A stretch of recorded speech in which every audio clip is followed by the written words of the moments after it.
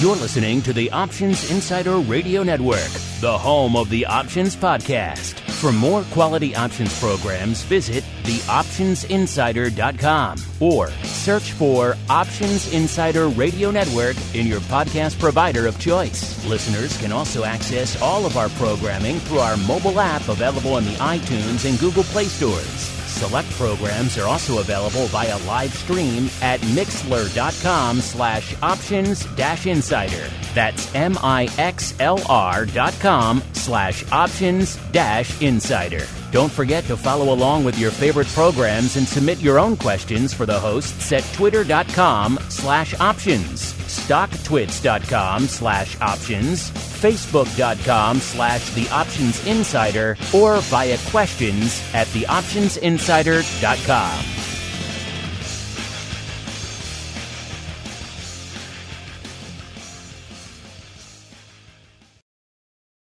Let's move now to our Washington Outlook panel.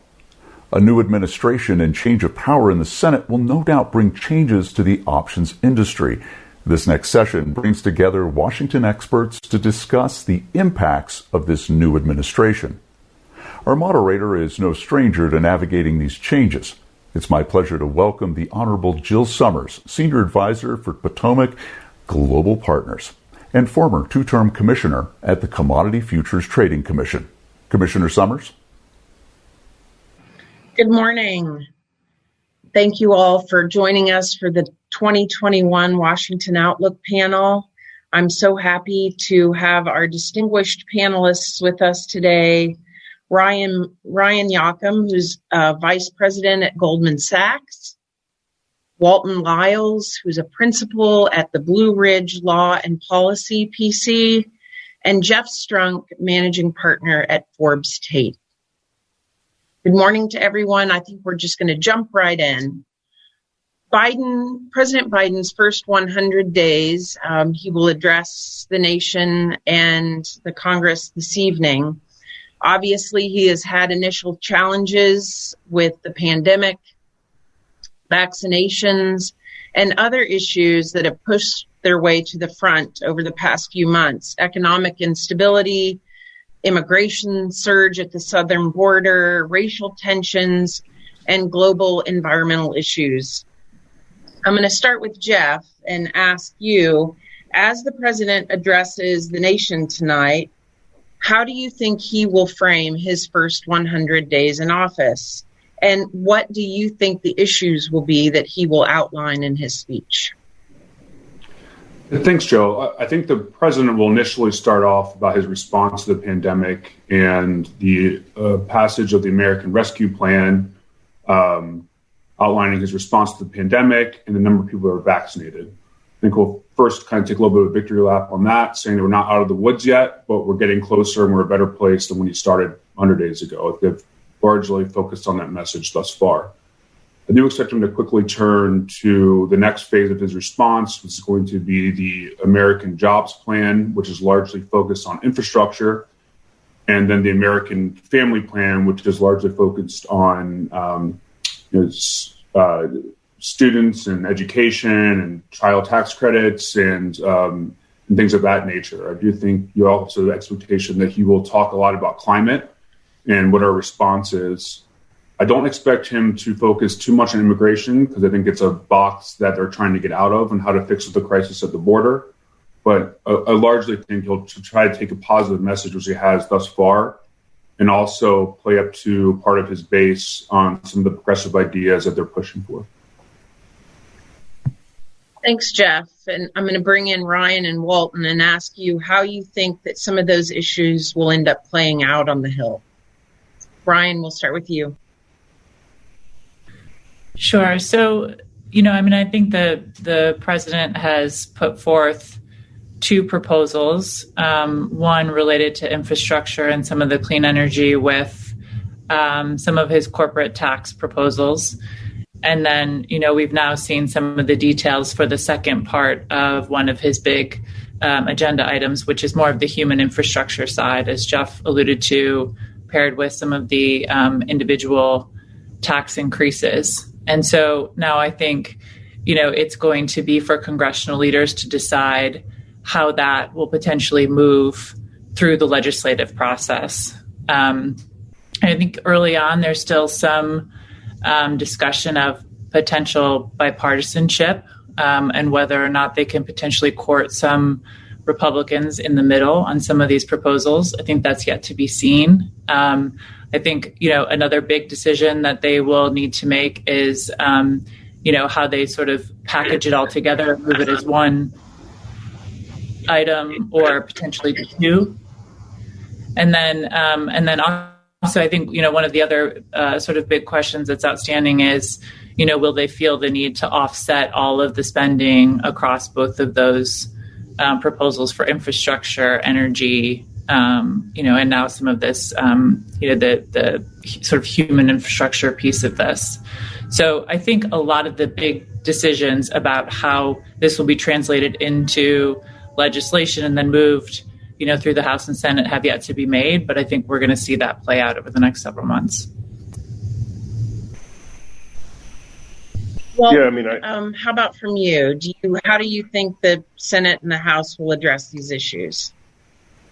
No, I think Ryan laid it out very well. I think one of the things we saw with the last package was the White House tried to sort of redefine what bipartisanship was by sort of bipartisan support for the package, even, sort of from the political, from people at large versus from politicians. And I think you're going to see a bit of that again, where there are definitely pieces of these packages that have sort of broad support. And I think the key, as Ryan articulated, is how you put them all together and what mechanism you use to move them. These are, I think the total spend, if you look at the COVID relief package plus these sort of what's been laid out, I think is somewhere around $6 trillion. So, it's a ton of spending. I don't think that there's an expectation that all of that can get done and get across the finish line, certainly not in a bipartisan way. So I think it's just going to be an issue of trade-offs. I think we're going to see over the summer, especially on the infrastructure side, sort of laying the case for why infrastructure is a bipartisan issue. And I think there is bipartisan support for infrastructure. But at the end of the day, how you sort of put those items together and what that final package it's awfully hard to see some of the elements that have been laid out in both the corporate tax side and the individual tax side being in a position where they would ultimately get bipartisan support from legislators.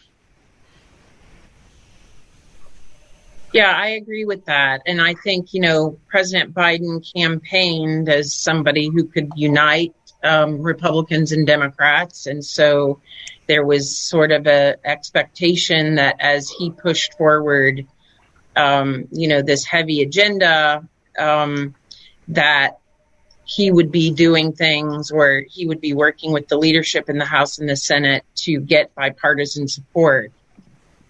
Do you see any particular roadblocks with these issues and how do you think he may be able to gain more bipartisan support on some of these big ticket infrastructure, tax, and how does that play out?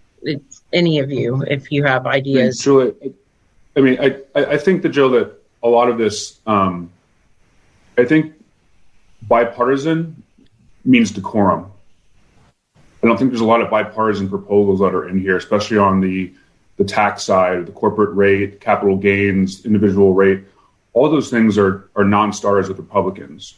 What he has successfully done is lower the volume from a decorum standpoint. So I think that's kind of what he means. So I think that to Ryan Walton's point, forget bipartisan support. There is a path, and it has to be significantly pared back.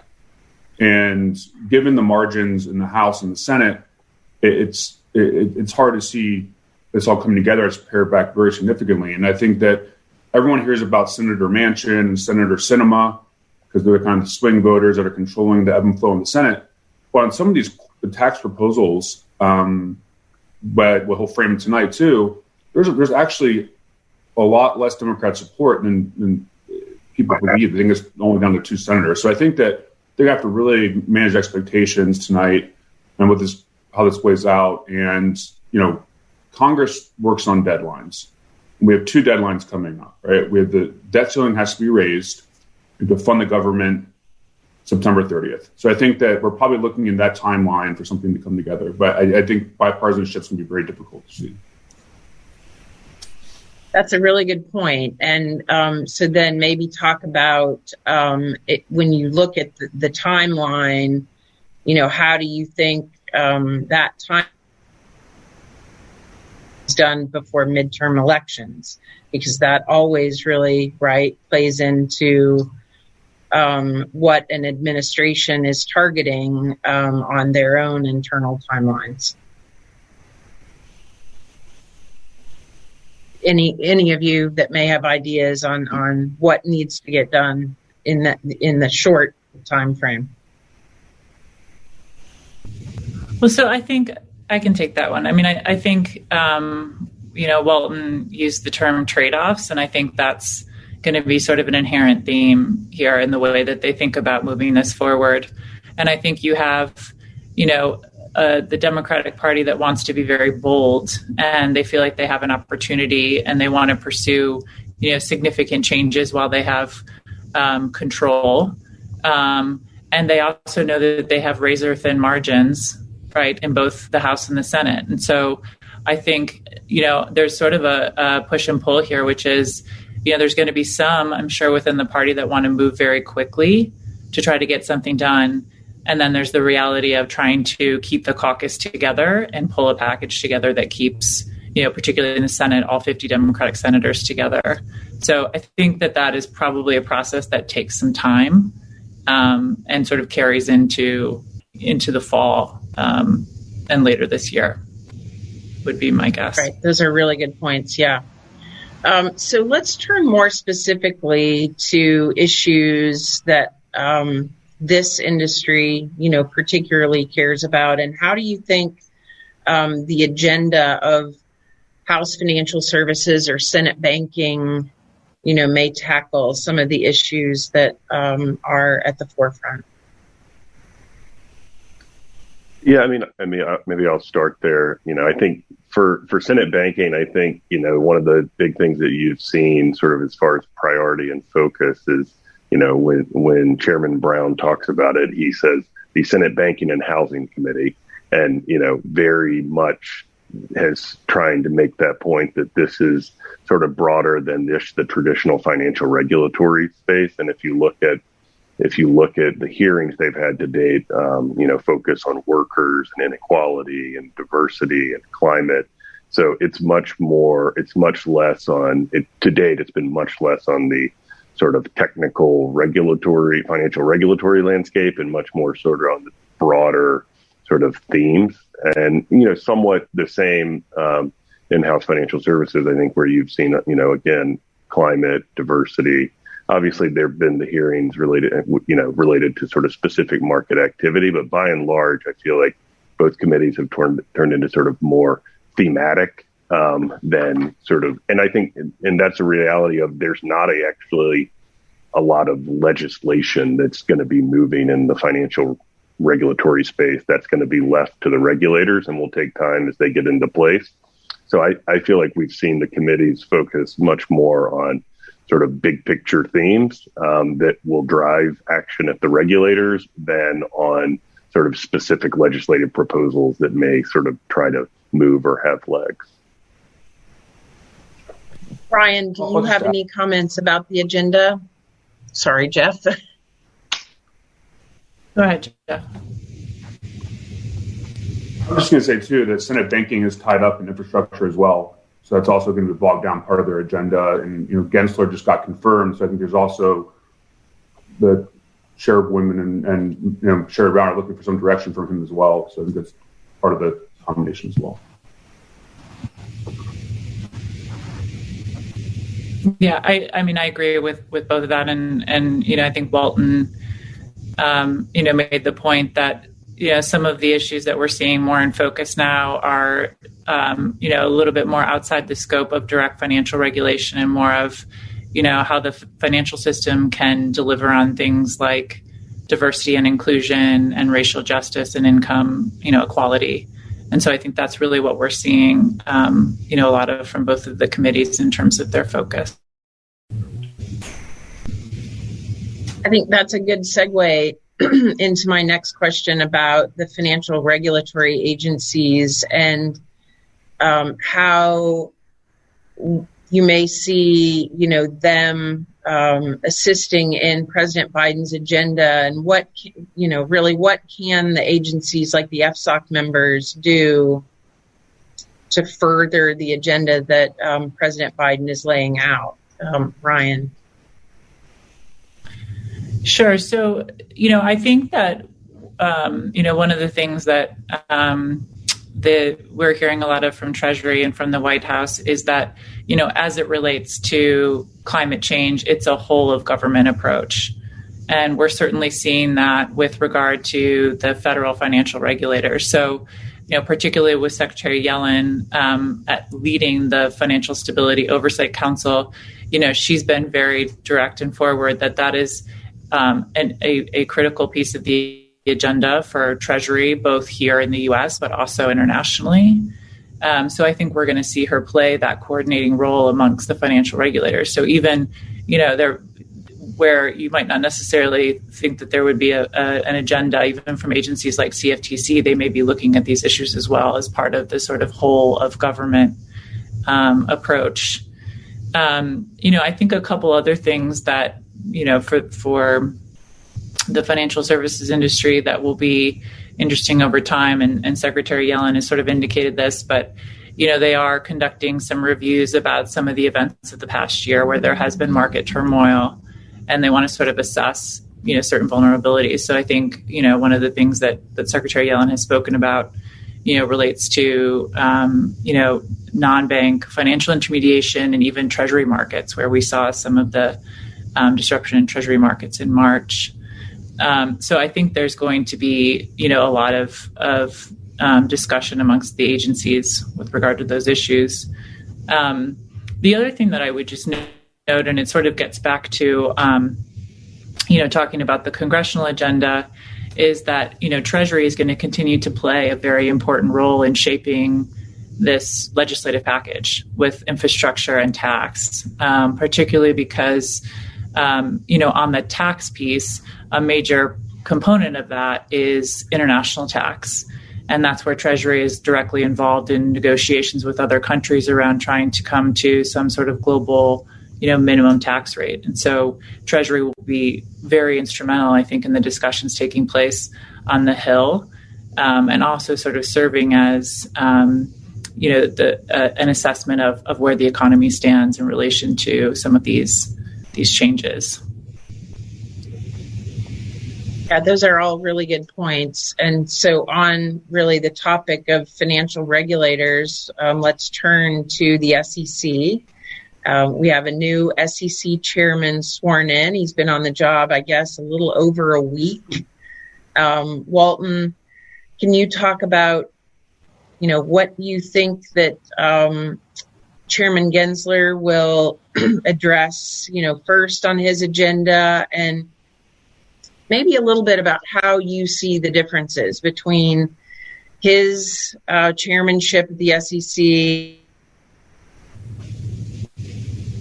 Yeah, I mean, I think, it's interesting if you go back sort of over the last few chairs, you've had sort of different, they've come in at different points in different environment, where you had, Mary Shapiro was there during the financial crisis, Dodd-Frank, and sort of her agenda was sort of very much dictated for her. Mary Jo White comes in, it's a big enforcement focus. And then you have, Clayton sort of had a clean slate to have his agenda. I think Gensler's got a little bit of sort of in between, if you look at it when compared to those people, where there have been certainly some market driven events that Ryan mentioned that I think is going to have to drive some of the agenda, whether it's sort of GameStop or the March volatility from last year, Archegos. And then I think there's also some big political priorities that were also mentioned in climate and diversity and inclusion that are going to sort of prioritize.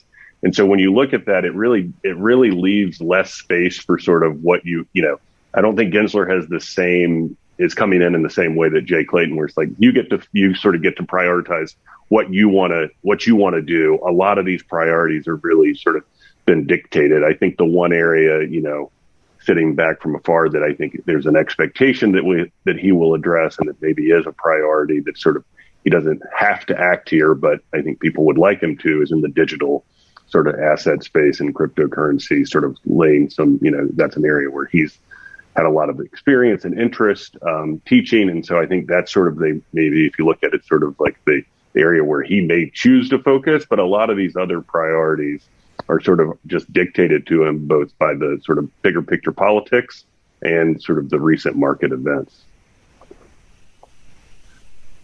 Yeah. And so, Ryan, talk about a little bit about what you think about the SEC's agenda and, how you think Chairman Gensler will, as we all know, he needs to get to 3 votes on any of these big ticket items, and how he may approach some of these issues to get to 3.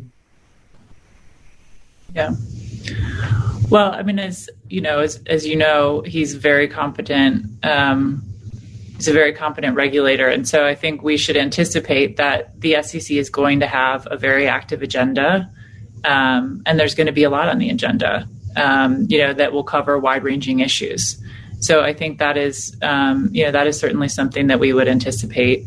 I agreed with Walton in terms of, some of the issues that are likely to come up. And I do think that, the market structure piece will be interesting. In so much as, in his confirmation process, just because of some of the market events of the last few months, Chairman Gensler did indicate that he will undertake a holistic review of market structure for equity market structure. And what will be interesting to see is, where Chairman Clayton really focused a lot of his efforts there on market data, and that process is still sort of being implemented. There was a lot of bipartisan support behind that component. It'll be interesting to see how he can move that forward, and if he can continue sort of a spirit of bipartisanship as he's looking at equity market structure that was sort of there as they looked at market data in the last couple of years. So I think it's going to be a very active and interesting agency over the next couple of years. Yeah, no doubt. And so how do you think, maybe there's an interplay between all of these issues? And you have mentioned a few of them, whether it's market structure issues or whether it's ESG disclosure or some of these, items that we know that members of Congress care about. How do you think that Chairman Gensler sort of positions himself on these issues to, be in a place, at least when I worked with him at the CFTC, he was always very cognizant of trying to get more than 3 votes on an issue. How do you think he positions himself with the other 2 Republicans at the SEC to see if he can get some, coordination or support on some of these bigger issues at the SEC? Walton, do you have a sense? Yeah, I mean, I think some of them are much more difficult than others, right? On some of the climate, ESG, corporate governance agenda, they're just very divergent views from the Republican commissioners and the Democrat commissioners on those issues. It's just hard for me to see a real path. I think on some of the maybe the more market-based issues, you could certainly in the cryptocurrency space, you could see there being more agreement with the Republican commissioners and Gensler. So I think it's just going to depend on the issue. I mean, I think certainly, in response to GameStop, there's been a lot of talk on the Hill and elsewhere on shortening the settlement cycle. That certainly seems like an issue where he could start off getting sort of broad bipartisan support from the commissioners on advancing that agenda.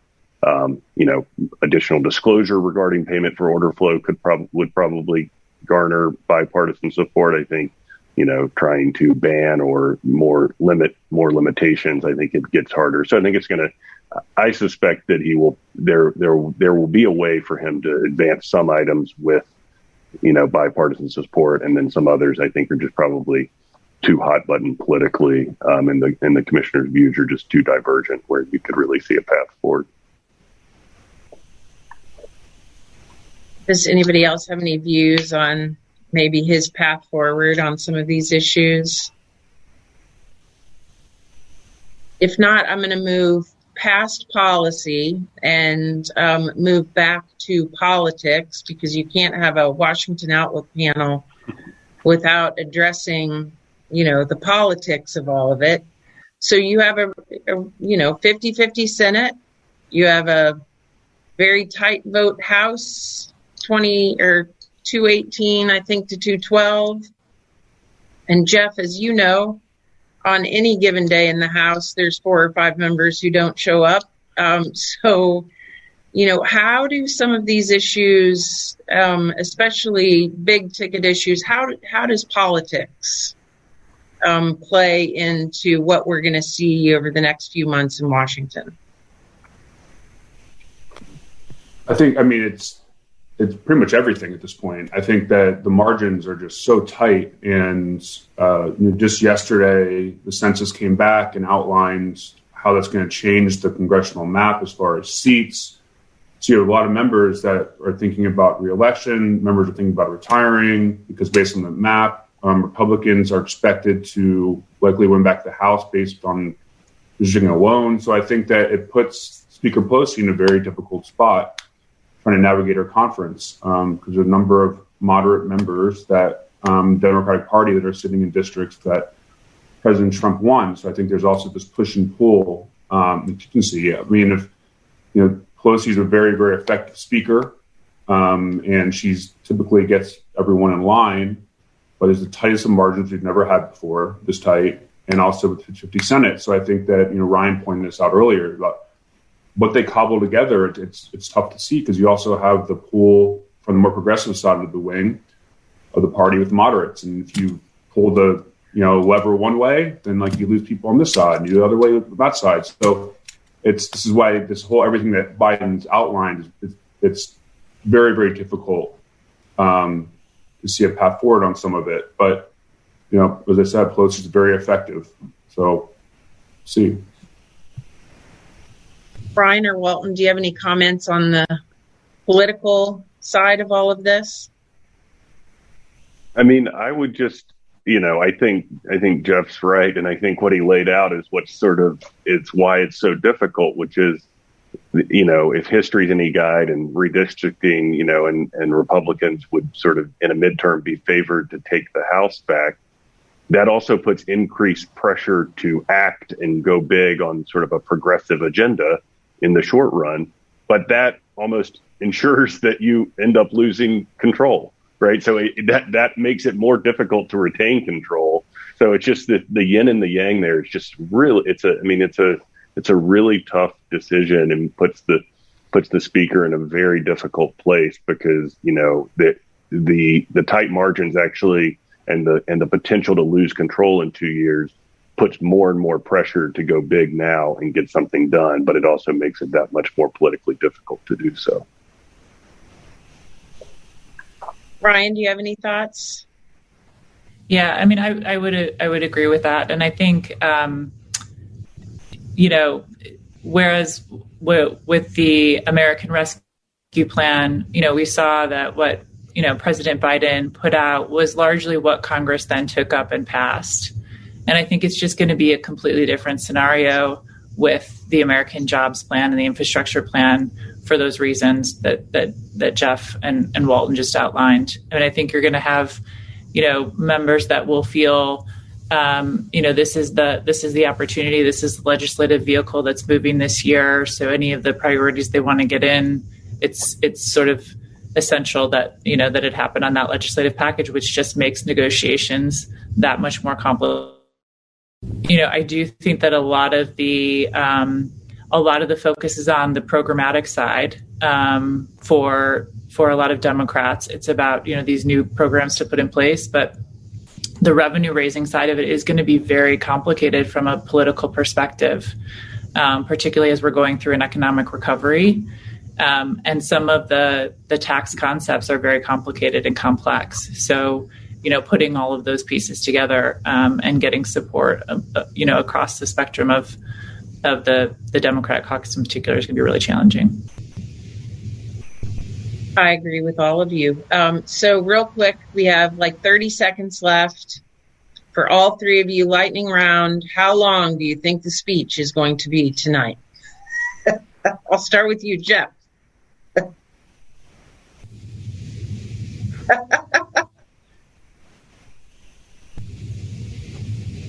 Anybody else? What did Jeff say? Predictions? I didn't hear his answer. Oh. For some reason, he's... Oh, I said 1 hour. Sorry, I thought it was on mute. Yeah. Oh, okay. I would probably say it. I was going to go with maybe, an hour or so, 45 minutes. Walton? Yeah, under an hour, and I can tell you I will be watching for far under an hour. All right. Well, thank you, everyone. Great Washington Outlook panel. Great 2021 Options Industry Conference. Thank you. Thanks. Thank you, Commissioner Summers, for your panel. We invite you now to click into the Retail Rises session on the agenda page. This next session will begin shortly.